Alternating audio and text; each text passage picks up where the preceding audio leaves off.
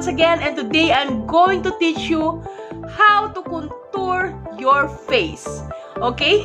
If you have a big face like me and you want to make your face slim, I will teach you how you will do it. Okay guys? So guys, we are not baking, we are not cooking for today, and this tutorial is already included in my YouTube channel, and I want to call this makeup tutorial with Chef Deborah. If you have a problem with your face, you have a big face like my face, because you know already I'm too much healthy. Right? If you want your face to be slimmer, I will teach you how to do it, how to contour and to make slim your face with a makeup. Okay guys? Watch this, and of course don't forget to subscribe to my YouTube channel and follow me on Instagram and Facebook page. You will see the difference guys. So, look at my face now. This is my face. See, I have a lot of pimple scar around here. See? I don't know why. Before, when I was teenager, I don't have pimples. Only 1, 2 like this. But now, I'm coming old ager. Not thin. But now, all the pimples going into my face. I don't know why. Right? So I want to cover all this, you know, and let us see if I can make my face slimmer. Okay guys? Come on, let's start now.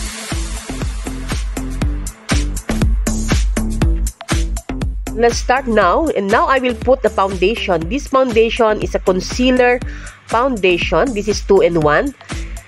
It works up to 22 hours.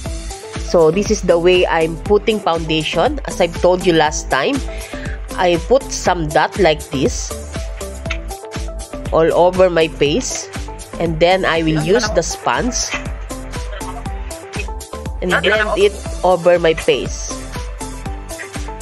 You can see guys, my eyes is covered already with this foundation and concealer. Scattered it and blend it evenly. Of course, you have to blend it also in your neck part.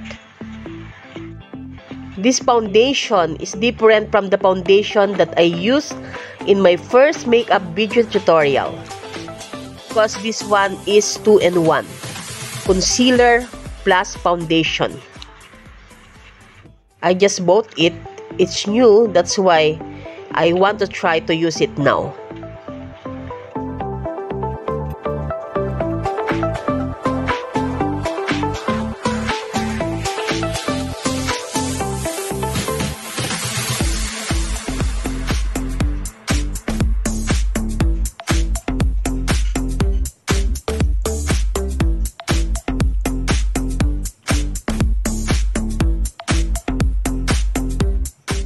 Now it's okay, as you can see. Now I will use a concealer. The use of this concealer, I will put some outline under my eye like a triangle.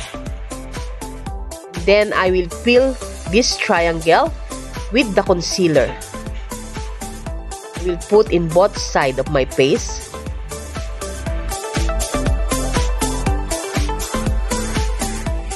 Draw like a T line in your forehead down to your nostril.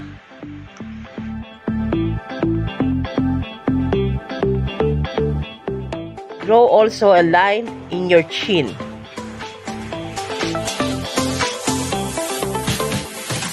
Now blend it with the sponge evenly.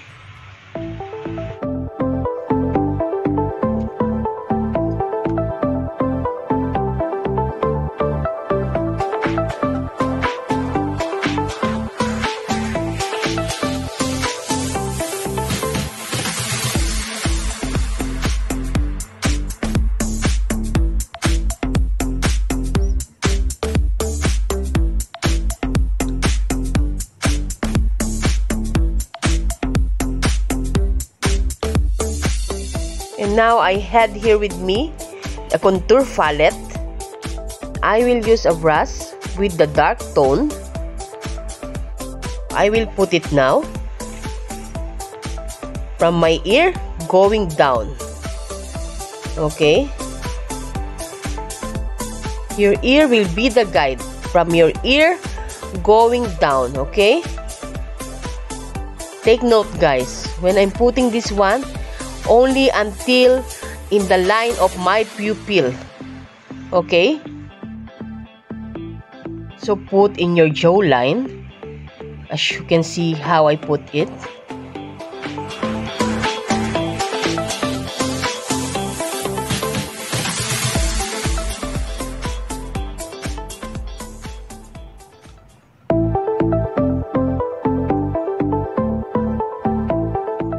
And also put to your forehead, near to your hairline.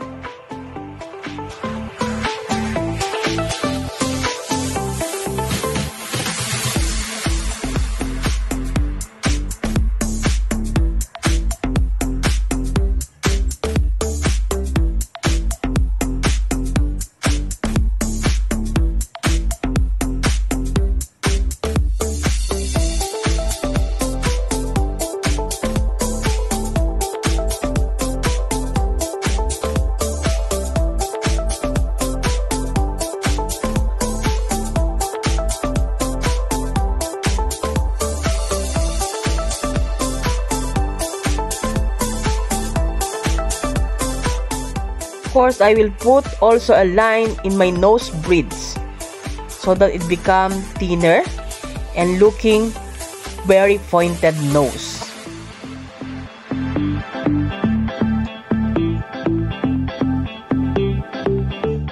You want also your nostril little bit thinner, you also put on the side of your nose. Using the same palette, the darker one, okay guys? Now, I will blend it by the use of the makeup sponge.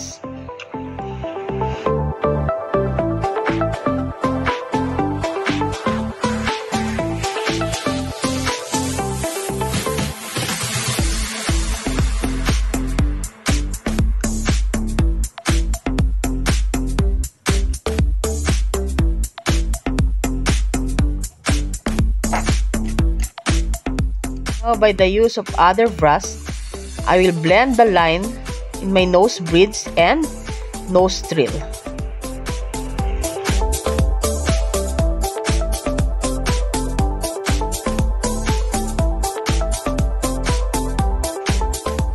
What do you think, guys? My face became slimmer?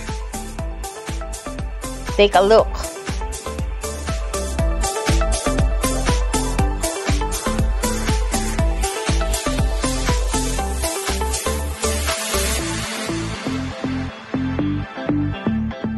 Now I will use a fresh powder. This is matte finish. Just to cover up a little bit. And now from the contour palette, I will use the light color. I will use this one to the lighter color, okay? The T-line. If you remember when I use a T-line, only this one, you will put this lighter, okay?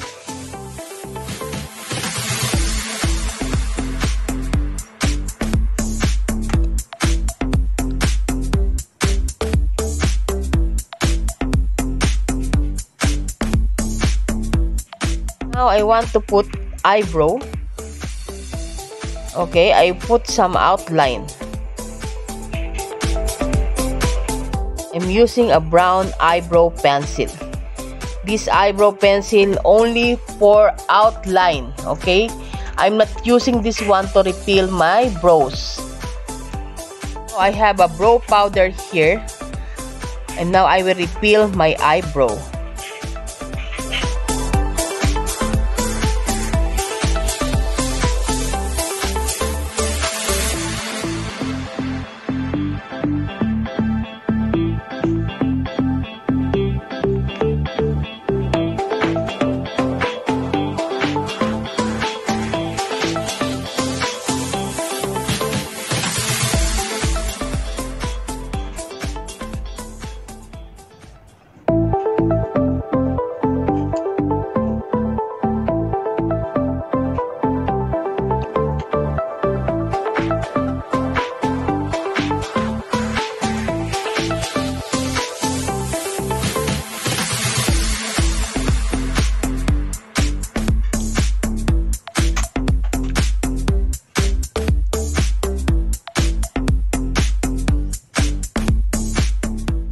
I want to put a lipstick, and this lipstick is a mocha. This is mocha color.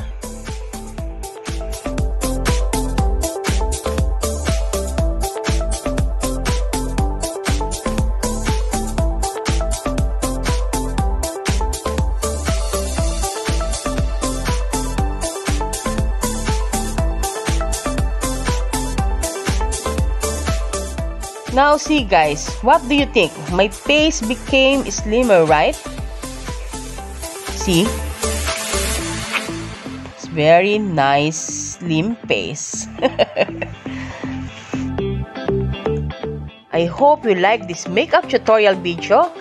And of course, don't forget to subscribe, okay? And click the bell button so that you will notify whenever I uploaded a new baking and cooking video, and of course a new makeup tutorial like this.